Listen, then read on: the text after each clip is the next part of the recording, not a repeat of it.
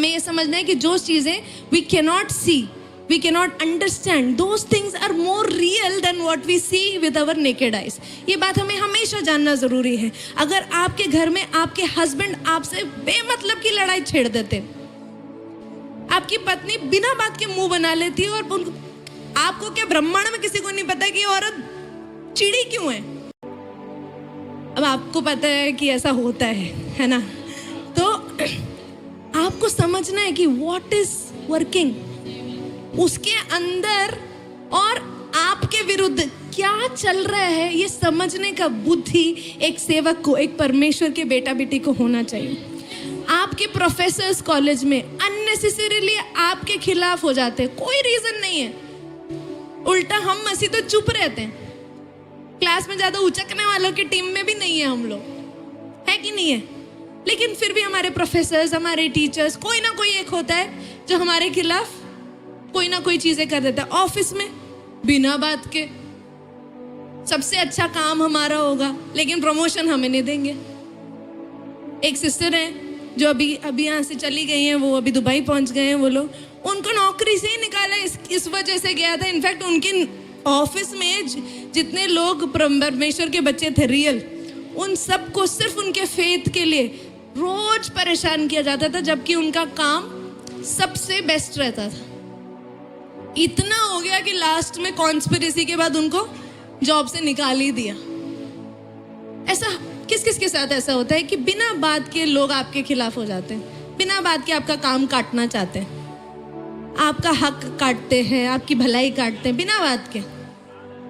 आप उसे फेस कर रहे हैं लेकिन आपको लग रहा है कि बॉस की गलती है, बॉस खराब है, बॉस के अंदर दुष्ट आत्मा है, टीचर के अंदर दुष्ट आत्मा है, मेरे कलीग के अंदर दुष्ट आत्मा है, मेरे पति के अंदर, मेरी पत्नी के अंदर, मेरे बच्चे के अंदर दुष्ट आत्मा है. नहीं सर, आपके खिलाफ एक ताकत काम कर रही है जो आपको टॉर्मेंट करना चाहती है, आपको परेशान करना चाहती है, आपके फेथ को, आपके जॉय को, आपके पीस को, आपकी धार्मिकता को हिलाना चाहती है. क्यों? क्योंकि पहली चीज आप चुगली करेंगे, पहली चीज आप कुछ उल्टा बोलेंगे, ये तो मेरे पीछे ही पड़ा रहता है, ये तो खराब ही करता है. हम परमेश्वर को ऑनर ना कर हम उसकी शैतान की युक्तियों के ऊपर डिस्कस करना पहला शुरू करेंगे. दूसरा, अपना जॉय खत्म कर देंगे, गुस्सा आ ही जाएगा. तीसरा, हम अपने पीस से हट जाएंगे, प्रार्थना नहीं कर पाएंगे. प्रार्थना में भी अगर हम प्रार्थना करेंगे भी या तो दिल से नहीं करेंगे या तो रोते रोते करेंगे. वचन क्या कहता है? For we do not receive the power of fear. हमें क्या है? भय की आत्मा, स्पिरिट ऑफ फियर नहीं दिया, हमें भय की आत्मा नहीं दिया, लेकिन 3 चीज दिया है. किसी को पता है वो 3 चीज क्या है? नो, इट इज पावर, सामर्थ, लव.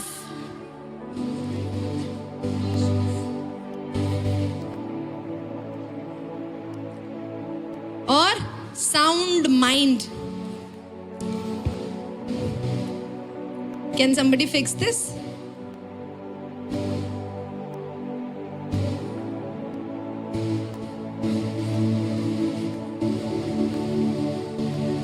क्या क्या चीजें दी है? Power, love, sound mind. फिर से बोलो, पावर, लव, साउंड माइंड. क्या क्या है? Power, love, sound mind. तो मतलब अगर चाहे कुछ भी आपके अगेंस्ट जाए तो आपको किस में काम करना है? पावर में. किसकी पावर? परमेश्वर की सामर्थ्य जो मुझ में बसती है. हालेलुया. आप झुकाने के लिए नहीं. ड्यूट्रॉनमी 28 साफ कहता है आपको सर बनाया है, पूछ नहीं. आपको नीचे जाने के लिए नहीं, ऊपर जाने के लिए बनाया है. तो परमेश्वर की सामर्थ्य अगर मेरे अंदर है तो मुझे कैसे फंक्शन करना है? In time of adversities with power. Second, चाहे कुछ क्यों नहीं हो जाए, हमें प्रेम से ही जवाब देना है. अभी बताना चाहिए या नहीं मुझे नहीं पता, लेकिन जब हम झारखंड गए थे, बहुत सारी ताकतें हमारे खिलाफ काम की, मनुष्यिक रूप में भी और आत्मिक रूप में भी. बहुत सारी चीजों ने हमें धोखा दिया है, हमें बेइज्जत करने की, हमारा सारा प्रोग्राम खराब करने की सारी तमाम कोशिशें वहां पे की गई थी. लेकिन वहां पे मैंने और पास्टर जी ने एक डिसीजन लिया, और पास्टर जी का मुझे जो कमबैक था मुझे बहुत पसंद आया। वो बंदे का स्माइल नहीं हटा, ही वॉज जस्ट स्माइलिंग। वो सिर्फ मुस्कुरा रहे थे। एक एक करके बुरी खबर आ रही थी, एक एक करके बुरी खबर की ऐसा हो गया, वैसा हो गया, उन्होंने ये कर दिया, उन्होंने ऐसा कर दिया, उन्होंने वैसा कर दिया। और हम सच में सेवकाई करने के लिए गए थे, हम बाकी और कोई राजनीति के लिए या और कोई चीज के लिए हम नहीं गए थे। हम कभी नहीं जाते, हम हैं कौन? मैं आपको लाइव में बता रही हूँ, जो लोग हमारे विरोध हैं बहुत साधारण लोग हैं। हमारा मुंह देखो, हाथ देखो, नॉर्मल है, कपड़े देख लो, नॉर्मल है, हमारा जीवन आके देखो, बहुत सिंपल साधारण नॉर्मल है। हमारा किसी से कोई लेना देना नहीं है। हम सिर्फ बेहद प्रेम से प्रभु यीशु मसीह के संदेश को बांटना चाहते हैं, सिर्फ उस प्रेम को ही देना चाहते हैं। हमें किसी से कुछ नहीं, हम कुछ भी नहीं है कि आप हमसे कोई लड़ाई करें या हमसे कोई कंपटीशन करें। We are nobody. हैं कुछ हम प्रभु के सामने, कुछ हैं हम। मैं तो कह रही हूँ बाकी लोगों के सामने भी हम कुछ नहीं है। हम बहुत, हमको बोलो नीचे रहो, हम नीचे रहेंगे। हमको बोलो गाना गा दो, गा देंगे। हमको बोलो प्रचार करो, कर देंगे। हमको बोलो चुप रहो, बैठ जाएंगे। लेकिन सिर्फ तुम्हारी जगह पे चुप रहेंगे। बाहर जाके हम फिर भी प्रभु की आराधना करेंगे। यहाँ से निकाल दो, बाहर जाके आराधना करेंगे, परमेश्वर की स्तुति करेंगे। चुप तो नहीं बैठेंगे, लेकिन तब भी जहां प्रभु ले जाए वहां पे बोलेंगे जरूर। भैया की स्कूटी में रास्ते भर गाने ही चलते रहते हैं, चाहे कुछ कर लो, हम प्रभु की सेवा करेंगे। अब भले ये स्टेज दो ना दो, वहां बाहर दे दो, जहां खड़े होंगे वहां पे वेदी बनाएंगे, वो वेदी से परमेश्वर की सेवा करेंगे। है कि नहीं भैया? आमेन, हालेलुया। ये है हम। This is what a Christian is. Stage चाहिए तेरे को, लाइट चाहिए तेरे को, एलईडी स्क्रीन चाहिए तेरे को, माइक चाहिए तेरे को, कुछ नहीं चाहिए। जहां पे प्रभु के अभिषिक्त खड़े हो जाए, वहां पे शैतान की तमाम ताकतें, उसकी डार्कनेस, उसका वर्ल्ड, उसका सारा का सारा साम्राज्य हिलने लग जाता है। और इसीलिए उसको पसंद नहीं है प्रियो, सच्चे आराधक से नफरत करता है वो, क्योंकि उसको पता है कि वो प्रेम से चलता है, वो चीजों से नहीं चलता, वो प्रेम से चलता है। आमेन, हालेलुया। और तीसरा क्या दिया है? अच्छी बुद्धि। हिंदी में कहते हैं सद्बुद्धि। ये बुद्धि बेच के बात मत करना। हम मसीहों का बस एक ही छोटा सा प्रॉब्लम है, ये जिसमें बोन नहीं है। बोन को क्या बोलते हैं? हड्डी नहीं है।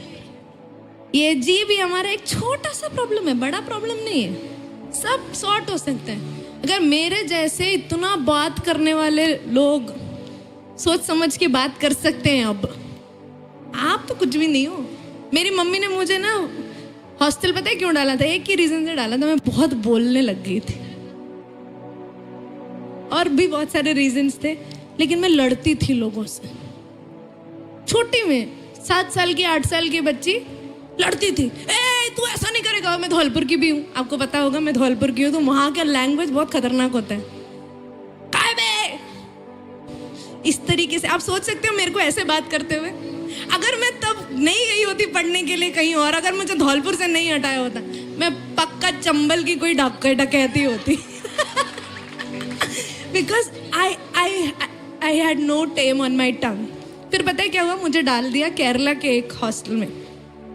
अब ना मुझे आती मलयालम, इंग्लिश तो देखो धौलपुरी वालों को अभी भी आ ही रही है, ठीक है। तब ना इंग्लिश आती थी भाई, ना हिंदी आती थी, मलयालम आता था ये हिंदी, जो हिंदी था भी नहीं। हिंदी में शुद्ध हिंदी के नाम पे मैं कलंक थी। राजस्थान की बोल के हिंदी बोलना आता है, पर आता लिखना विखना ढंग से नहीं था। वहां जाके क्या हुआ, मुझे चुप रहना पड़ गया, क्योंकि वहां पे किसी को हिंदी नहीं आती और मुझे मलयालम और इंग्लिश दोनों नहीं आती। ये लोग बोले इंग्लिश में और मलयालम में, मैं जब तक मैं अपना सेंटेंस दिमाग में सोचूं कि अच्छा इसका जवाब ये देंगे, बात खत्म हो चुकी होती थी। क्योंकि मलयालम एक बहुत ही कॉम्प्लिकेटेड लैंग्वेज है। वहां पे परमेश्वर ने मुझे कैसे तैसे करके चुप रहना सिखाया, क्योंकि बात करने वाला ही कोई नहीं था।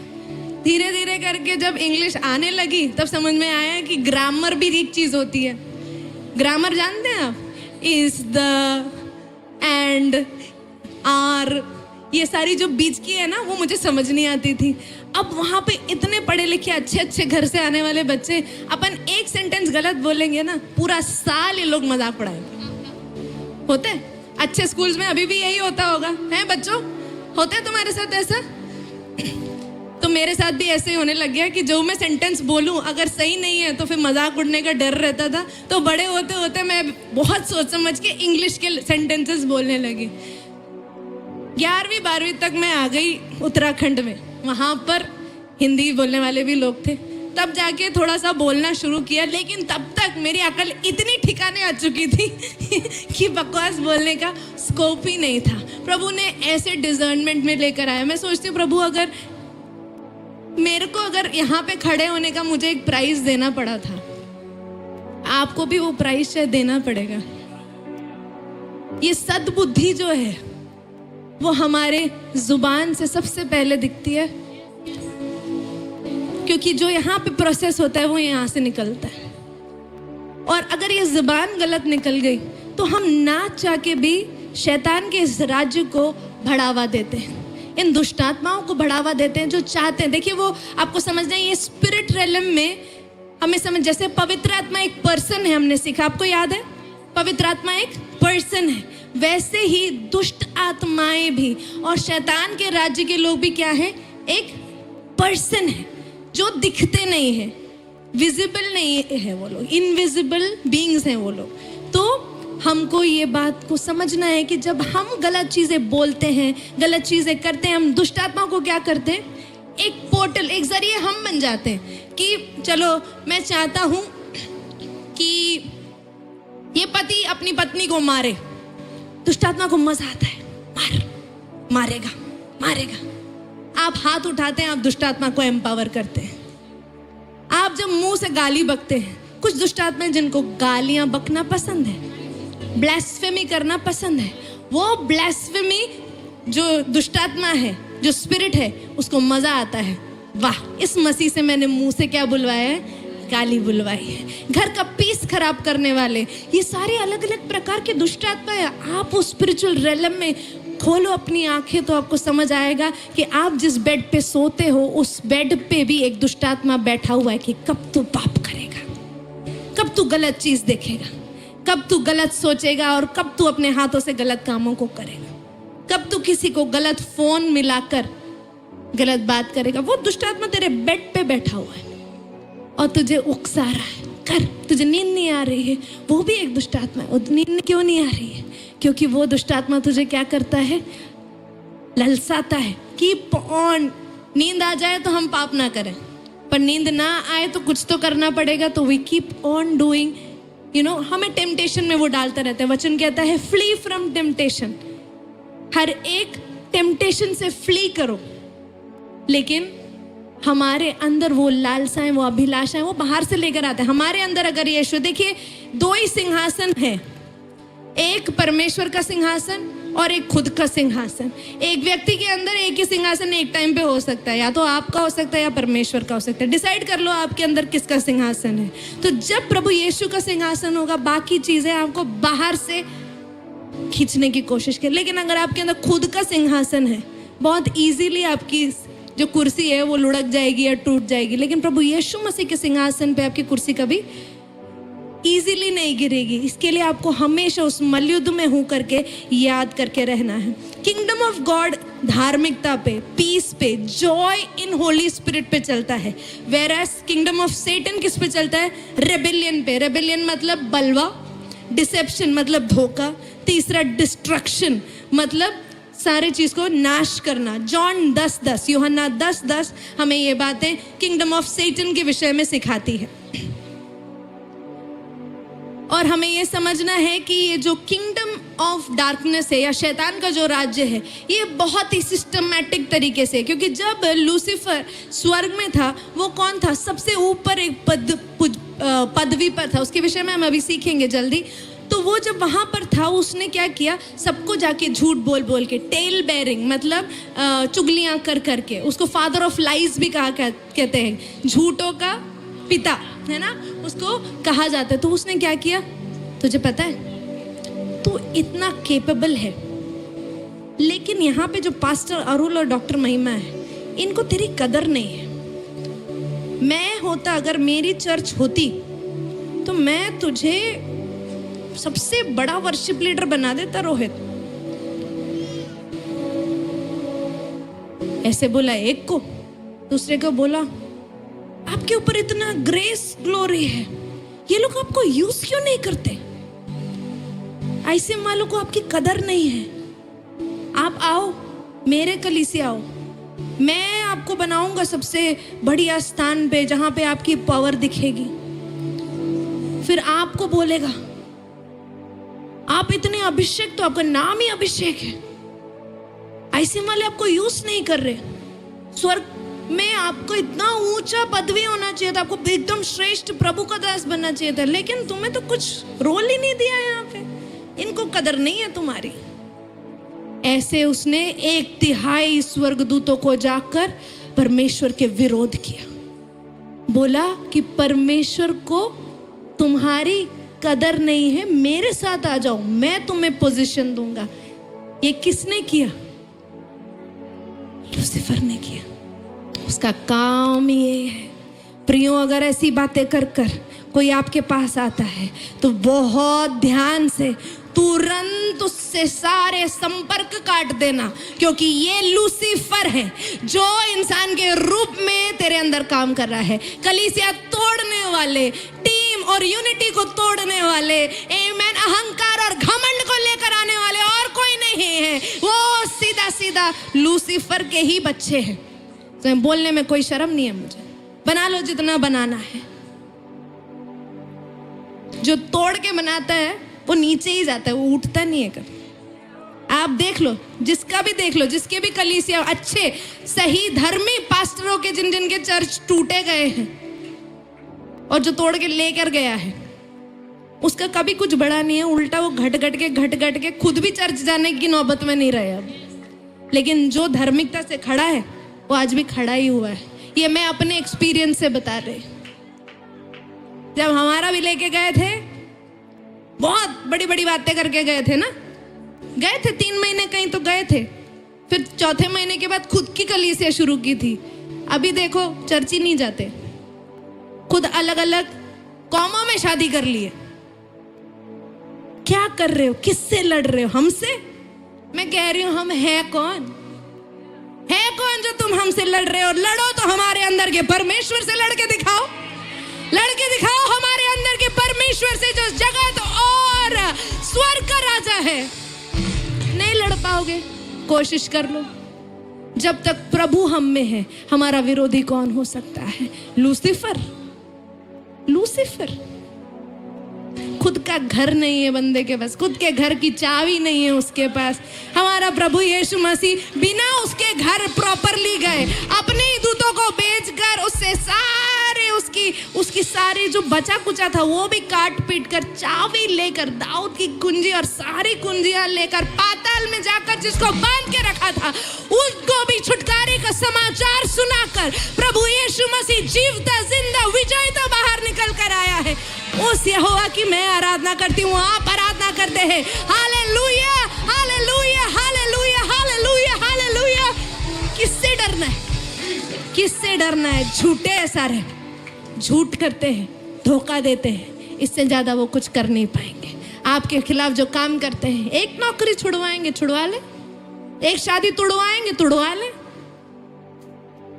जो करना है, कलीसिया तोड़ेंगे, तोड़ ले।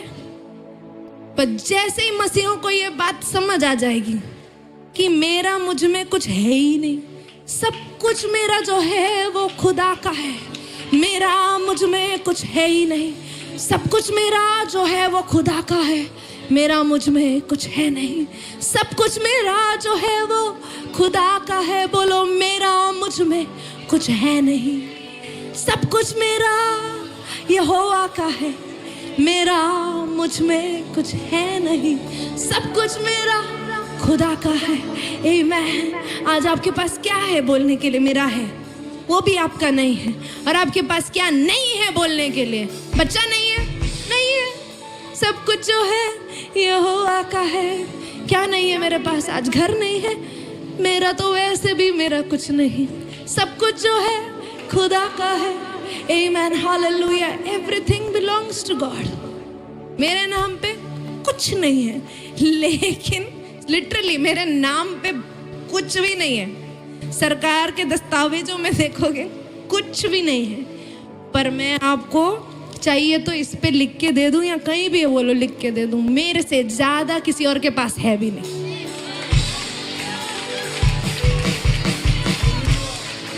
मेरे से ज्यादा किसी और के पास है भी नहीं। है मेरे पिताजी के पास होगा, मेरे घर वालों के पास होगा, मेरे पति के पास होगा, लेकिन उनके नाम पे भी कुछ नहीं है। वो चर्च के लिए सब कुछ दे दिया है, अभी खाली 0 बट्टा सन्नाटा है हम लोग अभी, बट दैट्स फाइन। मेरे पास लिखित में कुछ भी नहीं है, पर मेरे से ज्यादा बढ़िया जीवन आज की डेट में कोई और जी भी नहीं रहा होगा। आमीन। क्योंकि मैं प्रभु की बेटी हूँ, मुझे किस बात की कमी होगी अगर पॉवर्टी आपको खींचती है। देखिए मेरे को भी ऐसा होता है कि जितना भी पैसे कमाए खत्म हो जाते, होता था। वो एक स्पिरिट आ जाती है हमारे अंदर, फिर पैसे नहीं है, अगले महीने का कैसे होएगा, कैसे होएगा, कैसे होएगा, कैसे होएगा। ये पीस हमारा जो खराब करता है, कौन खराब करता है? शैतान की साम्राज्य खराब करती है। पॉवर्टी। गरीबी से इतनी नफरत करो जितना आप कैंसर से डरते हो। कैंसर ना आए डरते हो, कोई बीमारी ना आए डर लगता है, तो गरीबी से क्यों नहीं डरते? ये भी तो एक बहुत बड़ी बीमारी है, एक बहुत बड़ा श्राप है। इसको मत लेके जियो। अगर आज आपके हाथ बंधे हुए हैं, वो प्रभु ने नहीं बांधे हैं। प्रभु ने हमें जेनरस बनाया है, परमेश्वर ने हमें उदारता से, वो देने वाला उदार है, तो हमें क्यों नहीं बनाया उदारता से? बिल्कुल बनाया है। अगर आज आपके हाथ बंधे हुए हैं, परेशान हो आप सिर्फ एक कागज के उन पन्नों के लिए जिन्हें हम रुपया पैसा बुलाते हैं, मैं बता रही हूँ उस स्पिरिट को आज तोड़ना बहुत जरूरी है।